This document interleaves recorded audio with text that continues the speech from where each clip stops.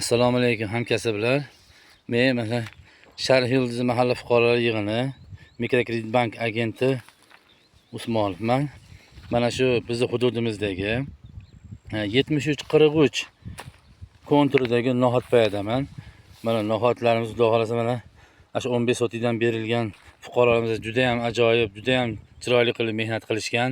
Endi bularga biz ham mana bank tomonidan tadbirkorlikka birinchi qadam davlat dasturi bo'yicha bularga imtiyozli kreditlar berganmiz. O'z vaqtida kultivatsiya, shu dori ishlarini, agrotexnik ishlarni o'z vaqtida qilganligi uchun menimcha shu hosil yaxshi deb o'ylayman.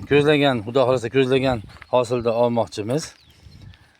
Endi bu konturimizda 73-43 konturimizda endi 9 gektardan iborat bo'lib 66 ta fuqaroga berilgan bu yer. Xudo xolasa mana shu nohotda 65 kun, 70 kunga mo'ljallaganmiz. Xudo xolasa mana hosillari hamma yo'g'i yaxshi.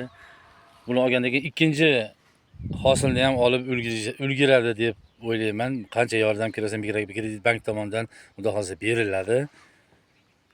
Doim bu tadbirkorlar bilan birlamiz.